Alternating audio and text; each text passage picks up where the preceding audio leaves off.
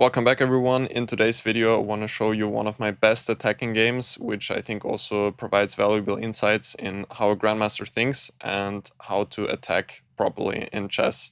So this game I was in this game I was black against Danner Georg. It was in 2016, so I was still pretty young then. I think I was 13 when the game was played. And my opponent was Georg Danner, who was one of the best Austrian players for a very long time. Unfortunately, he passed away recently, but he's been part of the national team for years, not maybe even decades, and was always considered to be one of the best players in my country. So my opponent started out by playing d4. I went knight f6, knight f3, d5. And after c4, I went for the exchange variation with d takes c4, which at that time was part of my repertoire. After e3, though, I went for the sideline with bishop g4. The more solid way of handling the position is to play e6, and after bishop takes c4, c5. When the positions are often pretty dry, after castle, black mostly goes a6. And often we see some endgames when white takes on c5, and yeah, white has some lead in development, which might offer him some chances to play for an advantage, but usually black is very solid in these sorts of positions. But I went for bishop g4. The point is that after bishop c4, now I go e6, and now my bishop is somewhat more active than on c8. But you could also argue that in the main line with e6, then the bishop often gets out with b5 and bishop b7, where it's also placed pretty actively. So bishop g4 is considered not as good objectively as the main line with e6, but I think it's actually a nice practical try for a couple of games. And for me personally, it worked out pretty well in my career. At that time, I played it pretty often. So white takes the pawn back on c4, e6, now h3, and I go back with bishop h5. Of course, I don't want to give my bishop pair yet. That's not the idea, but bishop h5. My opponent goes knight c3, knight c6. This is now the whole point. So black doesn't want to go c5 now, since now the bishop missing on c8 could cause some troubles here. Bishop b5 check would be an idea when the square on d7 is not protected as well, and I would have to block it with the knight. And then there are maybe all sorts of ideas already with g4 and knight e5. And now you can really see the issue with this pin here. That could be a problem for black. So knight c6 is the whole idea, and black wants to follow up with bishop d6, short castle, and then to break in the center with e5. So this is the whole plan of the system. My opponent goes for bishop b5. I should mention that white in general should try something with g4 pretty early, and then knight e5.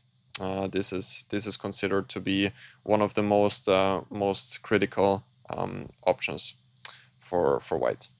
But after knight c6, my opponent went bishop b5, which is also very logical, since he will just pin the knight, and often he can just take on c6 and ruin my pawn structure. I went bishop d6 following the plan, and I still knew that in many cases you can simply sacrifice the pawn on c6, which also happened in the game after he played queen a4. Here, actually, the most critical continuation is e4, even more critical than the g4 advancements before. e4 is considered to be kind of the issue of the whole line. When after bishop b4, now queen a4. I mean, otherwise, black has to do something about the threat of e5, so moving the bishop makes sense. I think I also recalled knight d7. At least at the time, I wanted to play like this, I think. When white should go for something like g4 sooner or later, and after bishop g6, black has the plan of castling and then to push f5. Which objectively the position is better for white, but this at least is pretty interesting for black to try in a practical game. Bishop b4 is also one move which is objectively better than knight d7.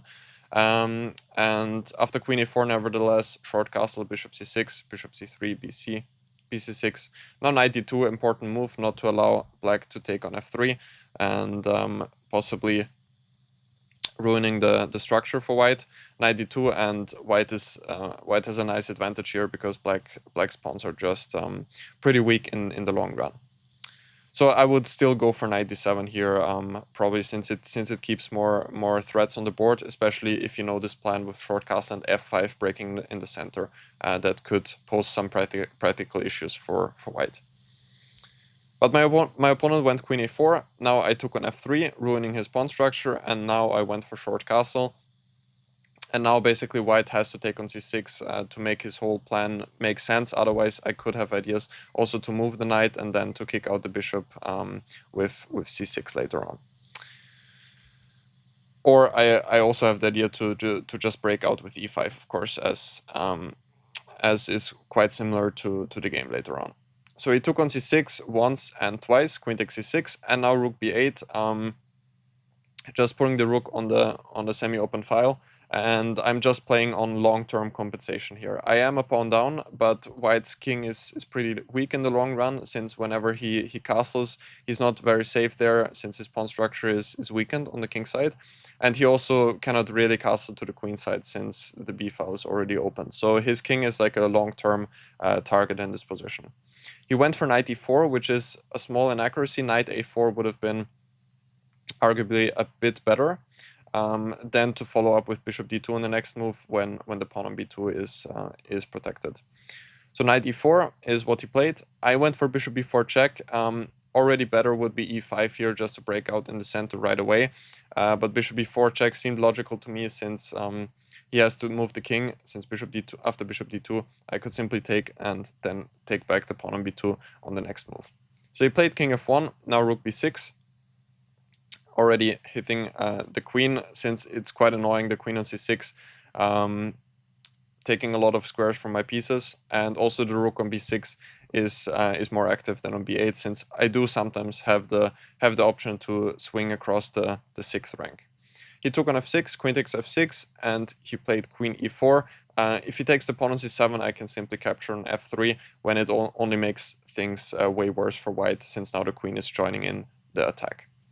So I went queen e4, I went rook d8, and I'm simply preparing to push c5 or e5 sooner or later. Probably c5 is more realistic to get through. He went f4, and to prepare c5, I have to go bishop f8 back first, since c5 right away would run into a3 when my bishop has to move, and then the pawn on c5 is hanging. So I went back with bishop f8, rook b1, and here the first important a really important moment is c5. I really want to open up the position before white is able to consolidate his forces, and yeah, I just need to play super dynamically to have any threats on white's king. My opponent went bishop d2, which sets up the threat of bishop a5. If he takes on c5, I have all sorts of ideas. I could jump in with the rook, for example, or I can just take back on c5, probably what I would have done in the game, and still it doesn't really solve his problems in the long run. He cannot develop his bishop, cannot go to d2 since the rook occupies that square, and the plan with b3, bishop b2 is also kind of slow, and in the meanwhile I can put my rook to d1. I have all sorts of ideas here. After b3, also the queen could maybe infiltrate on c3 in some cases. So this also seems pretty dangerous for white in the long run.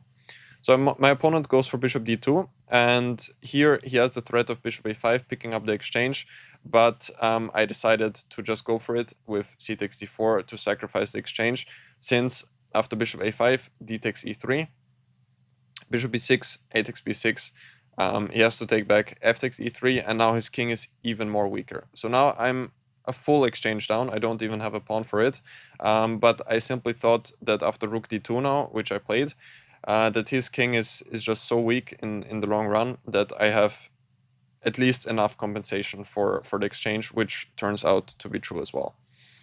My opponent went rook g1, which is pretty logical. He wants to prepare rook g2, and then to kick out my rook from the second rank, or to exchange it. If white is able to exchange my rook here, then my attack probably isn't going anywhere, and white would have serious winning chances. So I really need to play very concretely here not to allow that.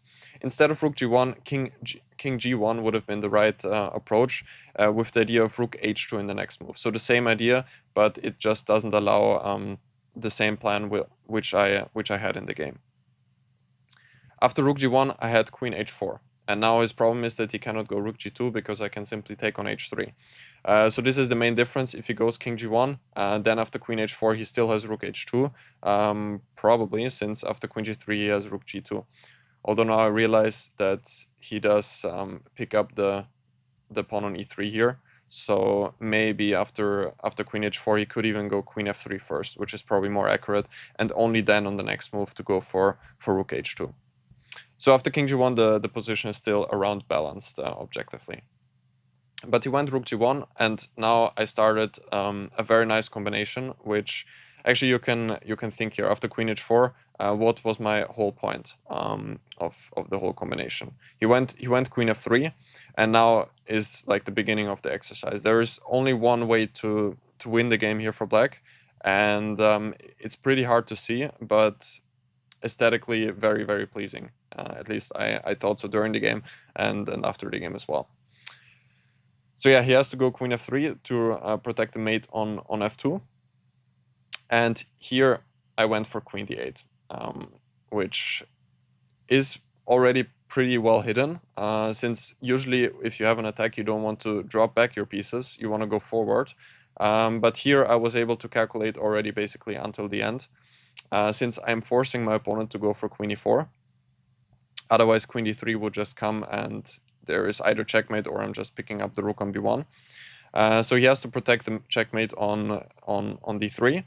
And here I could repeat moves with queen h4, which I briefly thought about in the game because I'm playing against a much stronger opponent. But then I realized that I have a very nice idea here. So again, you can think for yourself here. I think it's a very, very cool exercise, and black has only one winning move in the position.